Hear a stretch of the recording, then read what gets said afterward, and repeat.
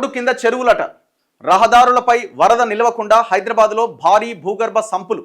అటు ట్రాఫిక్ సమస్యకు చెక్, ఇటు భూగర్భ జలాల పెంపునకు దోహదం. 2.6 లక్షల నుంచి 10.4 లక్షల లీటర్ల సామర్థ్యం. ఇప్పటికే 10 చోట్ల ఏర్పాటు పూర్తి. మరో ప్రాంతంలో తుది దశలో నిర్మాణం. నగర వ్యాప్తంగా మరిన్ని ప్రాంతాల్లో నిర్మించేందుకు జీహెచ్ఎంసీ కసరత్తు. ఇది నిజాం కాలంలో కూడా ఈ రకమైన భూగర్భ నీటి సంపులు ఉండేవి, కానీ మొత్తం క్లోజ్ చేసి పడేసిన తర్వాతి కాలంలో ఇప్పుడు ఖైరతాబాద్ ఏరియాలో ఉన్నాయి ఇంకా ఈ అండర్ గ్రౌండ్ దీంట్లోంచి పెద్ద పెద్ద సంపుల్లాగా. తర్వాతి కాలంలో క్లోజ్ అయినాయి. ఇప్పుడు భూమి కింద చెరువులు అంటున్నాడు రేవంత్ రెడ్డి. మరి భూమి మీద ఉన్న చెరువుల సంగతి ఏంటి సార్? దాని గురించి మనం మాట్లాడొద్దా? హైడ్రాని తీసుకొచ్చారు కదా, హైడ్రా ఏం చేసింది? భూమి పైన ఉన్న చెరువులను కాపాడడానికి ఒక బతుకమ్మ కుంట చెరువుని బాగు చేస్తే అయిపోద్దా? మిగతా 2000, 3000కు పైన చెరువుల సంగతి ఏంది హైదరాబాద్లో ఉన్నవి? అందులో కట్టిన కన్స్ట్రక్షన్ల సంగతి ఏంది?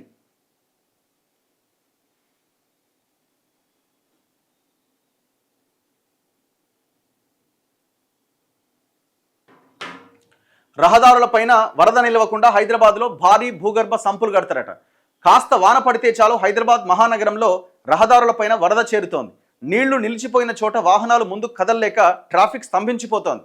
ఈ సమస్యకు చెక్ పెట్టేందుకు ప్రభుత్వం భారీ భూగర్భ నీటి సంపుల మార్గాన్ని చేపట్టబోతున్నదట.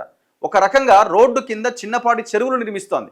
వాన నీరు వాటిలోకి చేరి రోడ్లపై ట్రాఫిక్ ఇబ్బంది తప్పడమే కాకుండా సంపుల నుంచి నీళ్లు భూమిలోకి ఇంకే ఏర్పాట్లతో భూగర్భ జలాలు పెరిగేలా చర్యలు చేపడుతోంది. నిర్ణయం మంచిదే, నేను కాదనట్లేదు. ఎందుకంటే తప్పదు. ఎందుకంటే హైదరాబాద్ డెన్సిటీ పెరుగుతున్న ఈ క్రమంలో వాటర్ ఎక్కడ చూడు రోడ్ల మీద నిలిచిపోతున్నది. మంచి నిర్ణయమే, కానీ భూమి మీద ఉన్న చెరువుల సంగతి ఏందో దాని గురించి కూడా ఆలోచించండి అని అడుగుతున్నాం.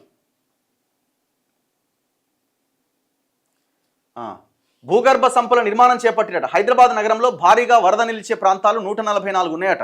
అందులో 50 చోట్ల సమస్య చాలా తీవ్రంగా ఉంది. సమీపంలో నాలాలు, డ్రైన్లు ఉన్న చోట నీటిని మళ్లించే చర్యలు చేపడుతున్నారు. నాలాలు, చెరువులు లేని చోట భూగర్భంలోకి వరద చేరేలా సంపులు నిర్మిస్తున్నారు. మొదటి విడతగా 23 ప్రాంతాల్లో ఈ సంపుల నిర్మాణం చేపట్టాలని భావించారు. 13.99 కోట్లతో 11 చోట్ల పనులు ప్రారంభమైనవి. 10 చోట్ల నిర్మాణం పూర్తయింది. మరో చోట తుది దశలో ఉన్నది. మిగతా 12 ప్రాంతాల్లో స్థలం అనువుగా లేకపోవడం, భూగర్భంలో తాగునీరు, డ్రైనేజీ పైప్ లైన్లు, కేబుళ్లు ఉండడంతో సంపుల నిర్మాణం సాధ్యం కాదు అని తేల్చారు. రోడ్లపై వరద నీరు నిల్వకుండా భూగర్భ సంపుల నిర్మాణానికి అనువుగా ఉన్న ప్రాంతాలు గుర్తించాలని జీహెచ్ఎంసీ కమిషనర్ ఆదేశాలు జారీ చేశారు. ఒక్క దెబ్బకు 2 పరిష్కారాలు. భూగర్భ సంపుల నిర్మాణం బహుళ ప్రయోజనకరంగా నిలుస్తోంది. రోడ్లపై నీరు సంపుల్లోకి వెళ్ళిపోవడం వల్ల ట్రాఫిక్ సమస్య ఉండదు. మరోవైపు సంపుల్లో నిలిచే నీరు ఇంకిపోయి భూగర్భ జలాలు పెరిగేందుకు దోహదపడుతుంది. కనీసం 2.65 లక్షల లీటర్ల నుంచి 10.4 లక్షల లీటర్ల నీళ్లు పట్టేలా ఈ సంపులు నిర్మిస్తున్నారు. 15 నుంచి 20 అడుగుల లోతుతో అందుబాటులో ఉన్న స్థలాన్ని బట్టి విస్తీర్ణం ఉంటుంది. సంపులో 2 నుంచి 6 వరకు ఇంజెక్షన్ బోర్లేస్తున్నారట. 60 నుంచి 120 అడుగుల లోతు ఉండే ఈ ఇంజెక్షన్ బోర్లతో నీరంతా భూగర్భంలోకి ఇంకిపోతుంది. ఈ సంపులకు నలువైపులా కాంక్రీటు గోడలు, పైన వాహనాల రాకపోకలకు అనుగుణంగా బలమైన స్లాబ్ నిర్మిస్తున్నారు. నీరు సంపులోకి వెళ్లేందుకు వీలుగా స్లాబ్ల మధ్య ఇనుప గ్రిల్స్ ఏర్పాటు చేస్తున్నారు. వీలైన చోట సంపుల నుంచి సమీపంలోని చెరువులు, నాలాల్లోకి నీరు చేరేలా భూగర్భం నుంచి అవుట్లెట్లు కూడా ఏర్పాటు చేస్తున్నారు. వాన పడినా హాయిగా ప్రయాణం. వాన పడినప్పుడల్లా సచివాలయం ముందున్న బస్టాప్ వద్ద నీరు నిలిచి ట్రాఫిక్ జామ్ కారణమయ్యేది. ఈ భూగర్భ సంపు నిర్మించాక సమస్య చాలా వరకు తగ్గింది. సోమాజిగూడ కేసీపీ జంక్షన్ వద్ద, రాజ్ భవన్ సమీపంలోని లేక్ వ్యూ గెస్ట్ హౌస్ వద్ద, PV express way pillar number 264 ప్రాంతంలో 2-3 అడుగుల మేర వరద నిలిచి తీవ్రంగా ఇబ్బంది ఎదురయ్యేది. ఇప్పుడు సమస్య దాదాపు పరిష్కారమైందని స్థానికులు చెప్తున్నారట.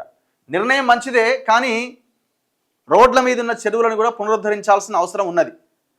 పోయిన గవర్నమెంట్తో పోలిస్తే కొంత పని చేస్తున్నారు, గ్రౌండ్లో ఉన్నారు అన్న ఒకటైతే కనబడుతున్నది. అట్లీస్ట్ కానీ అది సరిపోదు.